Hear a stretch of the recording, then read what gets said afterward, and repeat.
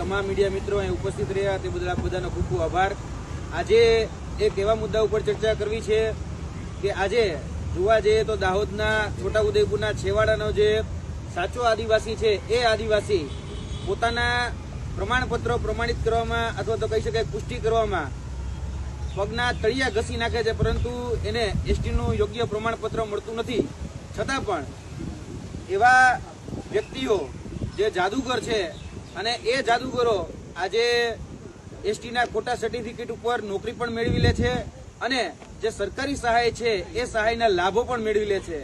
આજે એ બાબત ઉજાગર કરવી છે।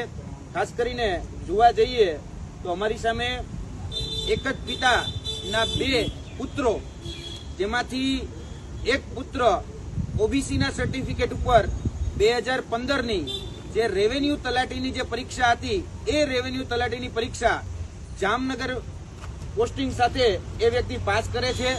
હવે રેવન્યુ તલાટીની જે પરીક્ષા છે તેમાં આ જે વ્યક્તિ છે એ વ્યક્તિ એ એસસીબીસી કેટેગરીમાં એ પાસ થાય છે। 1046માં રેન્કે પાસ થયેલો વ્યક્તિ હરેશભાઈ રેવાભાઈ સરસૈયા, જે હાલમાં મોરબી ખાતે પોસ્ટેડ છે, તેનું પોસ્ટિંગ હમણાં બદલી થઈ અને જામનગરથી મોરબી આવેલા છે। આ વ્યક્તિ એ ઓબીસી કેટેગરીના સર્ટિફિકેટ ઉપર ત્યાં નોકરી મેળવે છે। ત્યારબાદ તેનો જ સગો ભાઈ એ નવગણ રેવાભાઈ સરસૈયા, તે અમદાવાદ મ્યુનિસિપલ કોર્પોરેશનની જે હમણાં જ જુનિયર ક્લાર્ક દ્વારા જે જુનિયર ક્લાર્કની જે ભરતી બહાર પડી હતી તેમાં આ વ્યક્તિ એ એસટી એટલે કે અનુસૂચિત જનજાતિના કેટેગરીના સર્ટિફિકેટ ઉપર એ નોકરી મેળવે છે। આ જોવા જઈએ તો બંને સગા ભાઈઓ છે અને તેના જે પૂજ્ય પિતાશ્રી છે એ પૂજ્ય પિતાશ્રી હરેશભાઈ રેવાભાઈ સરસૈયા છે અને રેવન્યુ તલાટી તરીકે જે નોકરી કરી રહ્યા છે હરેશભાઈ રેવાભાઈ સરસૈયા અને તેનો નાનો ભાઈ નવગણભાઈ રેવાભાઈ સરસૈયા, આ બંનેના કેટેગરીના સર્ટિફિકેટ એ અલગ અલગ માલુમ થાય છે। અહીંયા જોવા જઈએ તો મામલો ખાલી અહીંયા પૂરતો જ એ સીમિત નથી, કેમ કે આમાં જે 2021ની જે તાલુકા પંચાયત જિલ્લા પંચાયત જે સ્થાનિક સ્વરાજની ચૂંટણી હતી તેમાં નવગણભાઈ રેવાભાઈ સરસૈયા એ ભારતીય જનતા પાર્ટીમાંથી ઉમેદવારી નોંધાવે છે। અરણી ટીંબા જે વાંકાનેરની જે સીટ છે એ તાલુકા પંચાયતની વાંકાનેરની સીટ ઉપરથી એમાં ઉમેદવારી નોંધાવે છે અને તેના એફિડેવિટમાં એ પોતે અનુસૂચિત જનજાતિ છે તેવું તે લખે છે। એટલે આ છે નવગણભાઈ રેવાભાઈ સરસૈયા। આ નવગણભાઈ રેવાભાઈ સરસૈયાનું છે એફિડેવિટ જે ચૂંટણી પંચને એને મૂકેલું છે। આમાં પણ એક ખોટી માહિતી ભરે છે અને એ ચૂંટણી પણ લડે છે।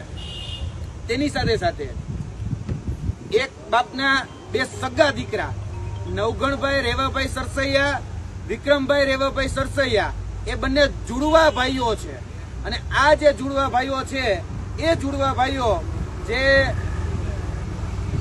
મહાત્મા ગાંધી નરેગા યોજના એટલે કે મનરેગા જે યોજના છે તેમાં પણ ફોર્મ ભરે છે। હવે તમે જોઈ શકો છો નવગણભાઈ રેવાભાઈ સરસૈયા જે ફોર્મ ભરે છે તે એસટી કેટેગરીમાં પોતાની જાતિ એ દર્શાવે છે, ત્યારે એના જ સગા ભાઈ જુડવા ભાઈ વિક્રમભાઈ તે બતાવે છે સામાજિક શૈક્ષણિક રીતે પછાત એટલે કે એસસીબીસી એ પોતાની કેટેગરી બતાવે છે।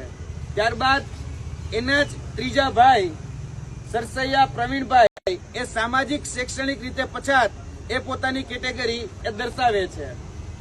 ત્યારબાદ એના બીજા અન્ય ભાઈ એ પણ સામાજિક શૈક્ષણિક રીતે પછાત એ પોતાની કેટેગરી એ દર્શાવે છે। હવે જોવા જઈએ તો આ બધા જ ભાઈઓએ ક્યાંક ને ક્યાંક મનરેગાનો લાભ લેવા માટે જે ફોર્મ ભરેલા છે, લાભ લીધો કે નથી લીધો એમને ખબર નથી, પરંતુ આ જે ફોર્મ ભરેલા છે એની બધી જે વિગતો છે એમાં પોતાની જે કેટેગરી છે એ સામાજિક શૈક્ષણિક રીતે પછાત એ વ્યક્તિ દર્શાવે છે। હવે આ જ વ્યક્તિના જે જમીનના ઉતારા જે છે એમાં 7-12-8 તેમાં તમે જોઈ શકો છો કે શ્રીમાન રેવાભાઈ હમીરભાઈ એમના પૂરેપૂરો પરિવાર એ ઓબીસીમાં છે અને આ 8 અને ઉતારોમાં તેમાં 6 ભાઈ અને 1 બેન એમને કહી શકાય કે ખાતેદાર તરીકે આ જમીન મળી છે. લગભગ 15 વીઘાના ખાતેદાર એ જોવાય છે. હવે 15 વીઘાના ખાતેદાર છે છતાં પણ એને જે સરકારી સહાયો કહેવાય એ સરકારી સહાયો પણ મેળવી છે. મનરેગા યોજના એ જોવા જઈએ તો બીપીએલ ધારકો હોય, ખાસ કરીને બિલો ધ પોવર્ટી લાઇનમાં જે ખૂબ ગરીબ હોય એ લોકોને રોજગારી આપવાનું કામ આ મનરેગા યોજના કરે છે. તેમાં પણ ક્યાંક ને ક્યાંક ખોટું પ્રમાણપત્ર રજૂ કરી અને એમાં પણ એનો લાભ લીધેલો એ આમાં જણાય છે.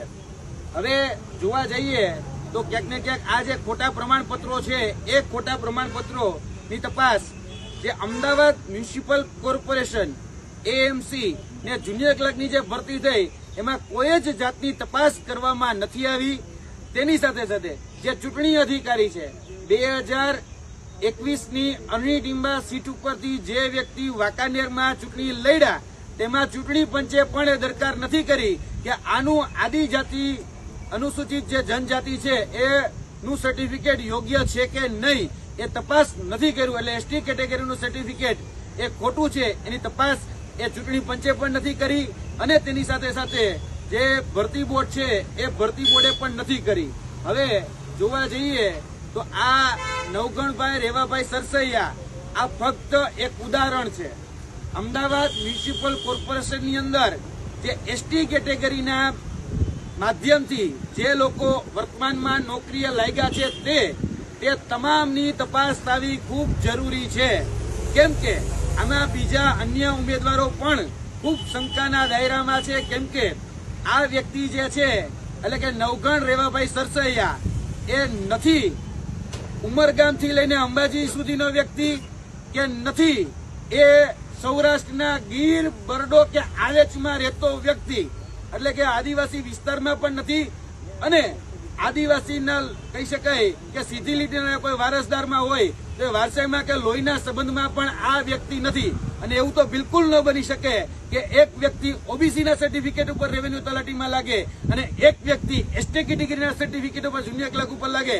એટલે અહીંયા મસ્ત મોટું કૌભાંડ એ સરકારની અધિકારીઓની તંત્રની આંખમાં ધૂળ નાખી અને કરવામાં આવેલું છે.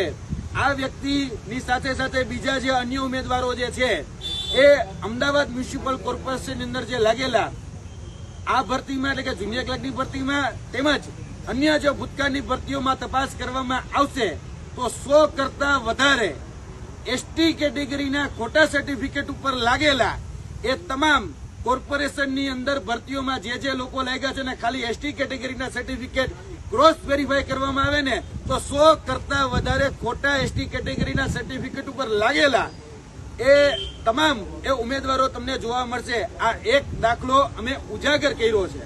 જોવા જઈએ તો આ દાખલો ફક્ત ઉજાગર થયો છે. એક ભાઈ રેવન્યુ તલાટી છે અને એક ભાઈ જુનિયર ક્લાર્ક છે. એક એસસીબીસી ના સર્ટિફિકેટ ઉપર છે, એક એસટી કેટેગરીના સર્ટિફિકેટ ઉપર છે. આ ખાલી ઉજાગર થયું છે. બાકી આવા ઘણી બધી જગ્યાએ ઘણા ખોટા સર્ટિફિકેટના માધ્યમથી અમને માહિતી મળી છે. જ્યાર સુધી અમે ગામમાં તપાસ કરી ત્યારે આ વ્યક્તિ એ વાંકાનેરના વસુંધરા ગામનો વતની છે. વસુંધરા ગામની જયારે અમે તપાસ કરી ત્યારે અમને જાણવા મળ્યું કે આ વ્યક્તિએ બોગસ સર્ટિફિકેટની સાથે સાથે બોગસ લેટર પેડો બનાવ્યા છે, બોગસ સહીઓ કરી છે, બોગસ સહીઓની